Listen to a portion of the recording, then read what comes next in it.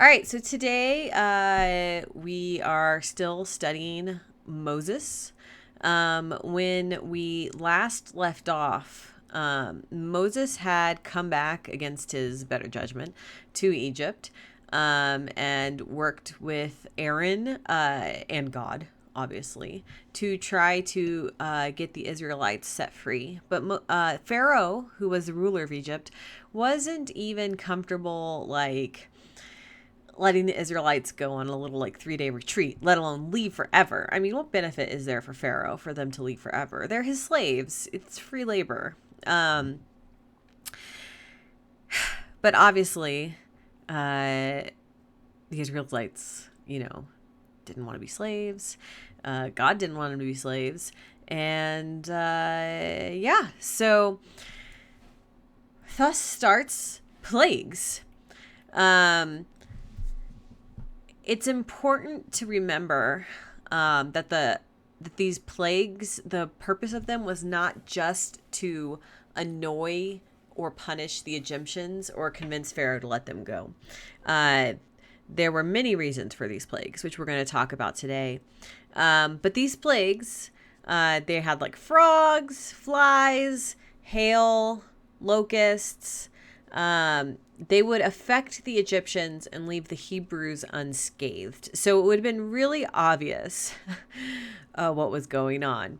And because without divine intervention, right, these plagues would have affected everyone. Egyptian, Hebrew. If you get hail, you get hail. I mean, sometimes there are weird, meteorological events where it's raining on your side of the street, not the other. That's just that's where the cloud ended, right? But if you have 9 plagues of frogs, gnats, hail, flies, and it's always where the Egyptians are and never where the Hebrews are, that's very clearly something divine is happening there. So both Hebrews and Egyptians would have been watching this with wonder, right? These plagues would have really helped to remind the Hebrews that they do belong to God, which is one of the reasons why I think these plagues are so important. The Hebrews had lost faith. They didn't want to follow Moses at this point. Moses was making their lives harder. And then these plagues come along and they see that this is divine, that there's a God looking out for them. And it would remind them of their God, of their ancestors, of Abraham, Isaac, and Jacob, that they belonged to this God and this God belonged to them. And that this God is not going to let them suffer, but he's looking out for them. So after 9 plagues, these plagues have basically left Egypt destitute, right? Crops have been destroyed, livestock have been destroyed, but Pharaoh is still not relenting. He's still not letting the Israelites leave. Even though by this point, Pharaoh's own advisors have begged him to just let the Hebrews go so they could get some peace. Pharaoh is still no, these people are mine and I'm not going to let them go. For Pharaoh, I'm sure this was a power thing and a sunk cost fallacy at this point. So a sunk cost fallacy is where it's well, I've already put the X amount into it. I've already paid $20,000. I might as well finish paying. I've put too much effort and energy into this thing to stop doing it. Even though sometimes you need to stop. That's why it's a fallacy. It's not true. So Pharaoh's not happy. And after the last plague, he basically forbid Moses from entering his presence ever again. He's I don't want to see you. So before all the other plagues that happened, Moses would go to Pharaoh and say what's going to come. And now he can't because Pharaoh won't let Moses in his presence. So we're going to see that for the last plague, Moses still gives a warning, but this time he has to go directly to the people. So if you have your Bible, turn to Exodus 11, 3 through 8. Exodus 11, 3 through 8. The Lord gave the people favor in the sight of the Egyptians. Moreover, Moses himself was a man of great importance in the land of Egypt, in the sight of Pharaoh's officials and in the sight of the people. Moses says, "Thus says the Lord, about midnight I will go out through Egypt, Every firstborn in the land of Egypt shall die, from the firstborn of Pharaoh who sits on his throne to the firstborn of the female slave who is behind the handmill, and all the firstborn of the livestock. Then there will be a loud cry throughout the whole land of Egypt, such as never been or will ever be again. But not a dog shall growl at any of the Israelites, not at people, not at animals, so that you may know that the Lord makes a distinction between Egypt and Israel. Then all these people of yours shall come down to me and bow low to me, saying, Leave us, you and all the people who follow you. After that, I will leave. And in hot anger, he left Pharaoh. So, for all the other plagues, Moses went to Pharaoh to warn him about this, but this time he can't. So he goes out to tell the people, and he can, and the people listen to him, because basically by this point, everyone respects him.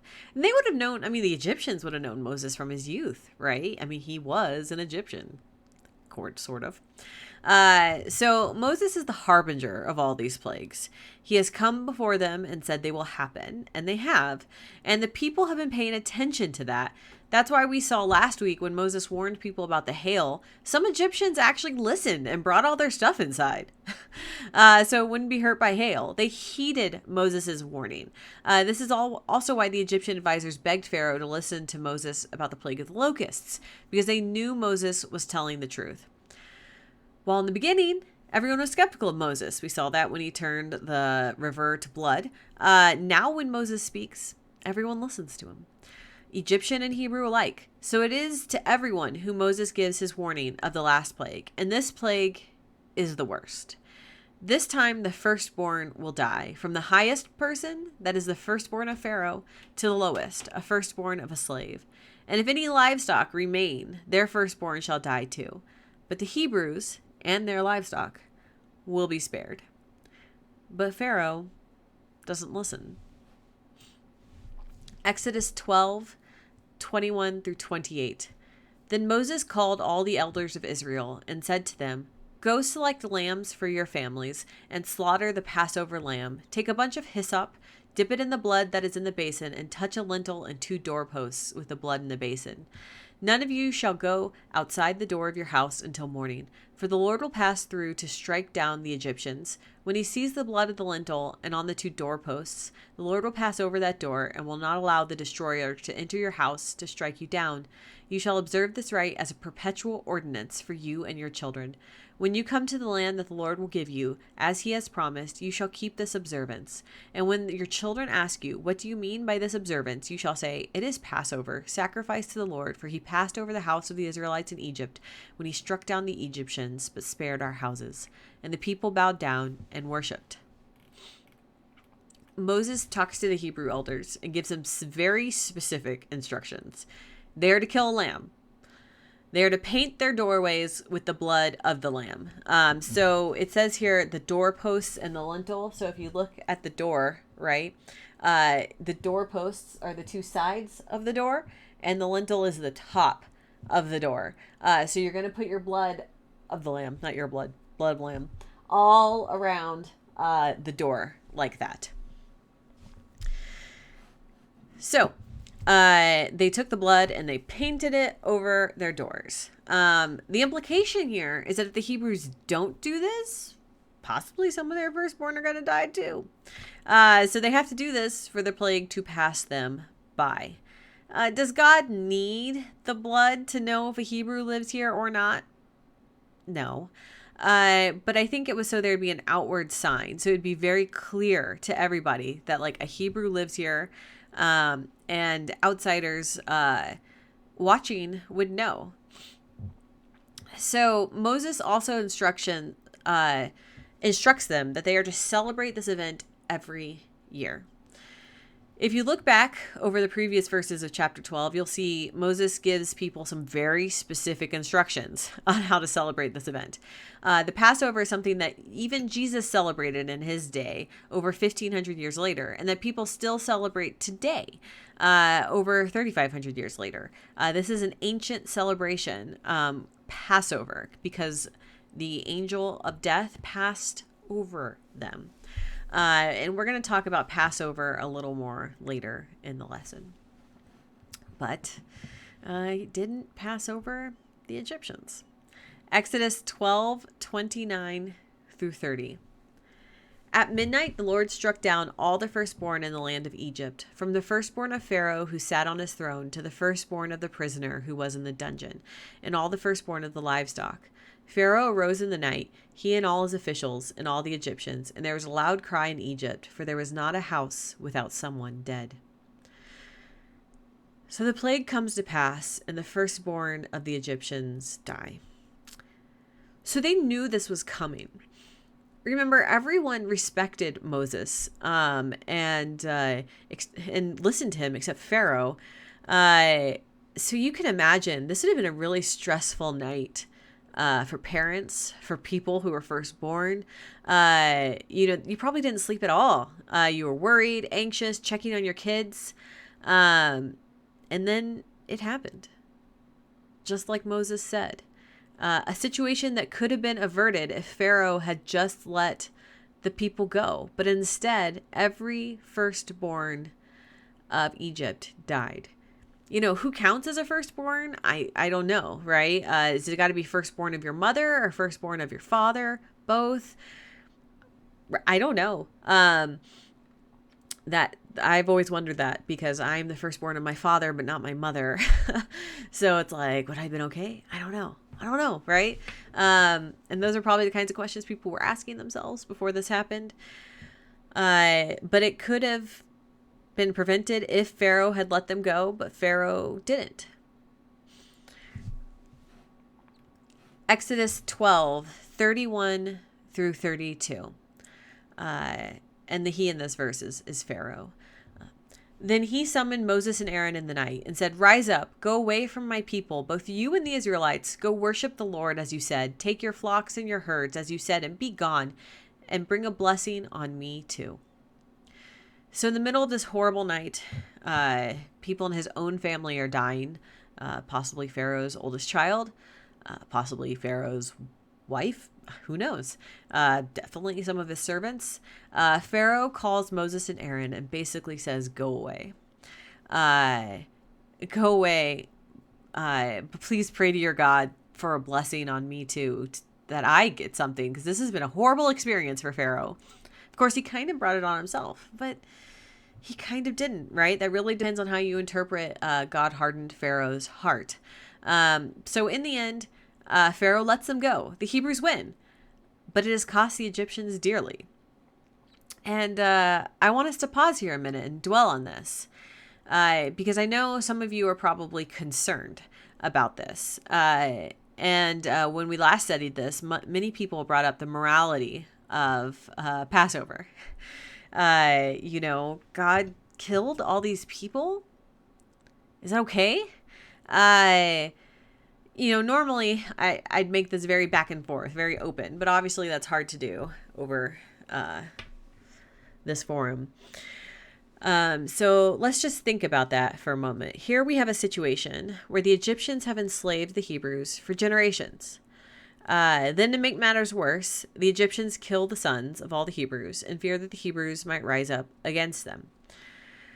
Make no mistake, the Egyptians have completely oppressed and subjugated the Hebrews. God saves the Hebrews by using a former Egyptian prince born of the Hebrews to come back as his mouthpiece. Moses tells Pharaoh to let them go, but Pharaoh doesn't want to. And God starts with some rather minor plagues, things that are more annoyances than death sentences. Frogs, gnats, flies. These are annoying and disgusting, but no one is dying from this. Pharaoh is still stubborn. Then he escalates a little, boils on skins. Personally, annoying and painful, but you're probably not going to die from a skin infection. I mean, you could, but you're probably not.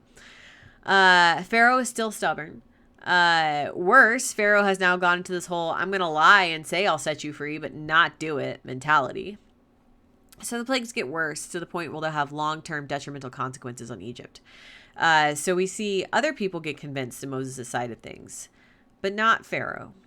Pharaoh is still stubborn, so it escalates to this final plague, the death of the firstborns of all of Egypt. And then finally, Pharaoh lets the Hebrews go. So there's a couple of ways to view this. And I want us to think about them all. One is that Pharaoh brought this on himself, right? God only escalated because Pharaoh kept being stubborn. And, that's if you're very free willy, like I am. If you're very into free will, that could make sense. But if you're like, God hardened Pharaoh's heart, so God, rigged the game, right? Why would he do that? What purpose does this serve? And I think the answer lies in two things, which one is that the Hebrews had lost faith in God. Now, do other people have to suffer so the Hebrews regain their faith? It's a good question. But why did God have to do these plagues? Why did he have to do these things so the Hebrews would regain their faith? That's because these plagues, this is a story of mythology. And I don't mean that as in it's not true. Mythology doesn't have to mean false. I mean, it's a story of God versus gods. This is a story not of God versus the Egyptian people. And that's how we often read it, is that God is personally punishing the Egyptian people. That is not how people at the time would have viewed this story. The Egyptians had their own gods. They had a whole pantheon of gods that they would have prayed to, and they thought their gods were powerful. I mean, Egyptians were the superpower of the ancient world. They thought their gods were the best. And the other thing we need to remember is that the ancient Israelites would have thought the Egyptian gods were real. And that in no way conflicted with their religion.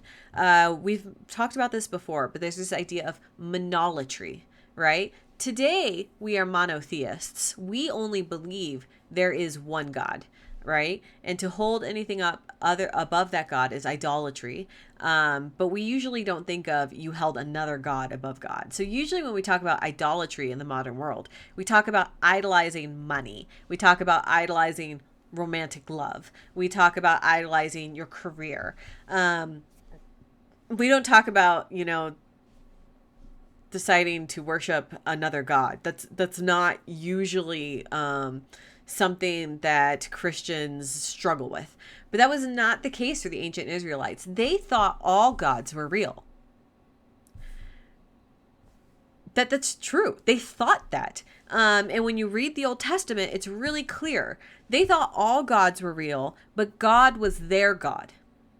That the person we think of as the God was the Hebrews' God. Now, they thought he created everything. So they thought that if there was a bunch of gods, their God was the biggest and best God on the block.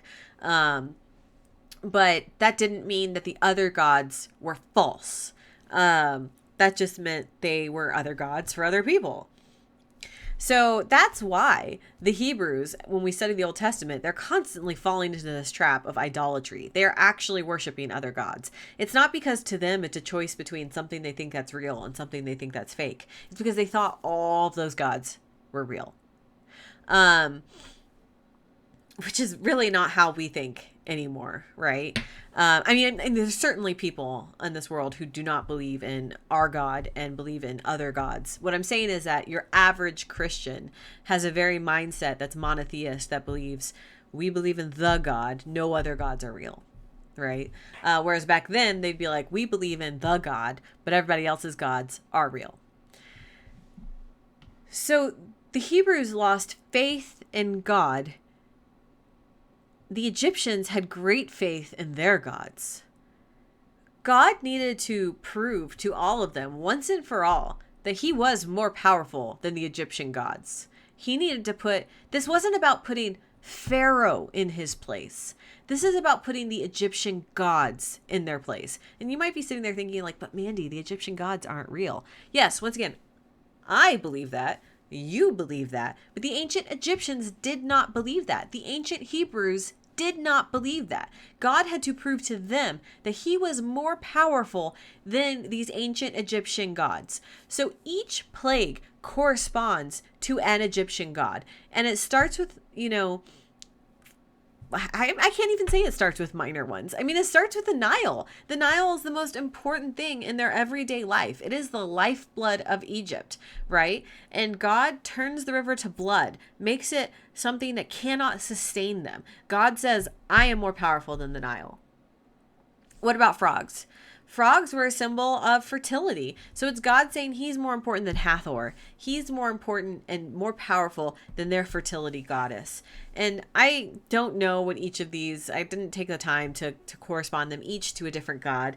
But they do all, there's gods of livestock, there's gods of health, there's gods of weather, there's gods of everything. And of course, one of the big ancient gods, we can see in the last two plagues, God takes on the biggest gods, which is darkness, where he takes on Ra, the sun god.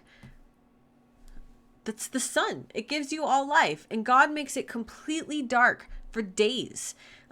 He says, you think Ra brings you the sun, but it is I, God, who brings you the sun. And he just veils the sun, makes it completely dark, puts Ra in his place. And by doing so, shows the Hebrews and the Egyptians that God is more powerful. And the same is true of death. We can think that this is a really harsh plague. People die. And, you can't take death back, right? Unless you're God. But he doesn't. We don't hear about the Egyptians coming back to life in the end. But God had to do this. He had to show he was more powerful than their most powerful gods, the gods of death. So there's two gods of death. They kind of control different aspects of death. There's Anubis and Osiris. I think Anubis is the god of like the act of dying, and Osiris is like the god of like you're dead. But I could be wrong, and I could have that backwards. But they both directly correlated to death. So by God being like, I am taking people's lives, he is taking that control from Osiris and Anubis in the Egyptians' eyes and saying, this control is mine. This is God proving to the Hebrews and Egyptians once and for all that he is God of everything. That you thought this control belonged to other gods, but it belongs to God. So yes, the story is harsh. It is rough. People die. But this is God saying once and for all that he is God over everything, and that no one is as powerful as him. And it is to show that God is the God, and he is the God you should follow, not the Egyptians. So that in the end, the Hebrews will follow him out of Egypt. Now that said, it's still pretty harsh, right? The Egyptians die, doesn't God love the Egyptians too? Yeah. But, we talk about God and trying to understand God's thoughts and his ways. And we can't, as humans, understand God. I believe God loves us. I believe he loves all people. I believe he loves Egyptians and Hebrews. But God does think of things at a bigger picture sometimes. And we see that in Isaiah 55:8-9, where he says, "For my thoughts are not your thoughts, nor are your ways my ways, says the Lord. For as the heavens are higher than the earth, so are my ways higher than yours, and my thoughts than your thoughts." So yeah, it was really harsh for these people to die, but God had to do it to prove a greater point to the Hebrews, to his chosen people, so that everything else would happen. And this is something that in modern Passovers, it's still commemorated, the death of these Egyptians. There's a quote from an article that I have. So this article is by Rabbi Daniel Brenner. It was posted on Huffington Post. And he says, During the Seder, which is the Passover dinner, there's a tradition to express sadness at the demise of the Egyptians. The joy of the celebration is diminished at every Seder by recalling the impact of each plague on ordinary Egyptians. As every plague is read, a drop of wine is removed from the cup, and at the mention of the final plague, the death of the Egyptian firstborn, our joy is diminished doubly, so we removed 2 drops of wine from our cups. So it's not like people are celebrating that the Egyptians died, right? Like, it's not fair. But fair and just aren't always the same thing. A lot of innocent people die in wars. A lot of innocent people die in everyday life. We tend to think of fair as an equitable, as in everyone's going to have the same life. Everyone should get the same things. But we already know that's not true. It's not fair what family you're born in. It's not fair that some parents have lots of money and some parents don't. It's not fair that some people's parents die or that some people's parents can't take care of them. None of these things are fair because we live in a broken world. And the Hebrews and Egyptians were living in a broken world with oppression. The Egyptians were refusing to they could have just let the Israelites go. Pharaoh could have. But yeah, maybe it doesn't seem fair that random servant in Pharaoh's house had to die because Pharaoh was stubborn. But that is so true in the ancient world, whether God's involved or not. I mean, when you live in these kingdoms, or even, feudal systems, you die at the behest of your leader. That's really, this isn't about fairness. It's about God proving that to the Israelites and the Egyptians, that he is the God, right? And God's law is the ultimate law, not Pharaoh's. Pharaoh had to pay a price for breaking God's ultimate law. And it's not fair to the average citizen, but that's the way it is. So yeah, I think God did make and love the Egyptians. We talked today and we're about, what about loving your enemy? What about turning the other cheek? Where is that in this? I have no easy answer. I know the traditional answers and the pat answers. I can even provide some historical Jewish interpretations, but this isn't something that can be answered with a trite answer in Sunday school. The Hebrews were God's chosen people. They had lost faith, and this whole sequence is part of the story of God wooing the Hebrews back to him. When you think of it as a story, when you think of it as something with context, in the context of the whole Bible, you can see the beauty of it. God remembering his people and protecting them, like a mother who defends her young against predators. Even when the Hebrews stray, God still loves them and brings them back home. Just like even when you misbehave, your parents still love you and try to keep you safe. That can justify your parents killing somebody who attacks you if they do it in self-defense. But it doesn't justify your parents then going and murdering that person's entire family. Even if that person killed you, or at least it doesn't according to our modern sensibilities. And that's part of the problem. Sometimes we view these stories through our modern lenses. We're postmodern people in a postmodern world. Postmodern, post-enlightenment, we're very literate. We have crazy ideas about morality and philosophy. And a lot of these concepts would have been foreign to somebody like Moses. We talked about this when we talked about the Bible, right? The Bible was not written for us. I mean, it was written for us in the sense that it was written for all humans, but we are not the intended audience, right? The intended audience of Harry Potter is middle schoolers. The intended audience, middle school British people, I should say, middle school British kids. The intended audience of The Hunger Games is American teenagers. The intended audience of Exodus was people 3,000 years ago who might see things or understand things very differently than we understand them today. So sometimes there could be context that we're missing, idioms that we don't grasp. So it can make studying these ancient stories very hard, which doesn't mean there's not truth in here for us. Because as I already said, the truth of this is that God is greater than all other gods. And that God will save us. And that he will deliver us. But that doesn't mean we shouldn't remember sometimes the people who had to die because Pharaoh was stubborn. People suffer because of other people's sin, right? That's just life and reality. And it sucks. Sometimes you do nothing wrong. And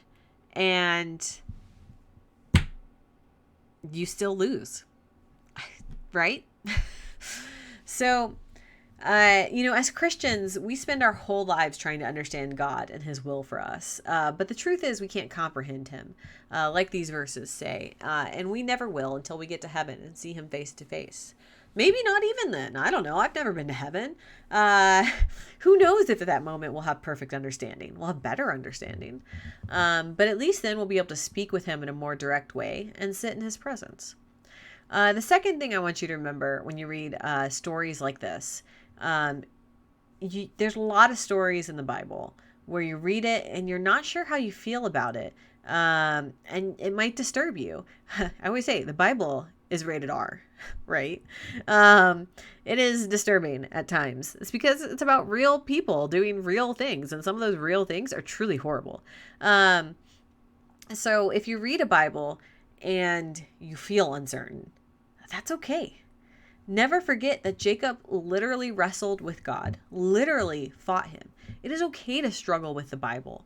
It is okay to struggle with God. It is okay to sometimes doubt. God uses these struggles to teach us something, and sometimes to bless us, just like Jacob.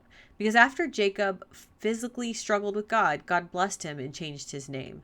So yes, struggle with this story. Try to understand it. And in the end, you might come to a better understanding of God and yourself and how you view things. And that's a good thing, right? And finally, when you come across a story like this and you're not sure how to take it, what it means, I want you to take a step back and ask yourself a question. What does this story tell us about God in light of Jesus? What do I mean by this? Well, remember, the Bible is not God. The Bible is simply a tool God uses to teach us about him, a tool he uses to reveal himself to us. But Jesus is God. He is the living physical incarnation of our God. And as Christians, we should view everything in the Old Testament in the light of Jesus.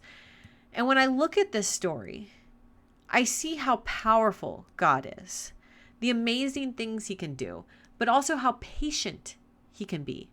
God could have gone immediately to the final plague. He could have been like, death to everyone, right? From the beginning. But instead, he gave Pharaoh multiple chances to change his mind. God gave the person who had single-handedly been enslaving and subjugating his people a chance, just as he did when he sent Jesus. When Jesus came to this earth, the Jewish people were once again oppressed, this time by the Romans. And the Romans were not innocent in Jesus' death. They were the law that allowed it, the law that turned their back on him, the law that hung him. And God even saved them. From the Roman centurion who realized after he crucified Jesus that Jesus must be the Son of God, to the people of Rome in the church Paul helped found there, the Romans were brought to God. God reconciled them to him. And we remember with Jesus, we have become grafted onto God's covenant. We are now part of God's chosen people. So in this story of Exodus, we would not be the Egyptians. We would anyone of any ethnicity or background, would be the ones God works tirelessly and patiently to save. And that's what this story teaches us about God. He is greater than everything. He's got our backs, and he will never let outside forces take us as a people from him. He will do whatever it takes to keep us with him. And that's the comfort we should get from this story. So, that is today's lesson.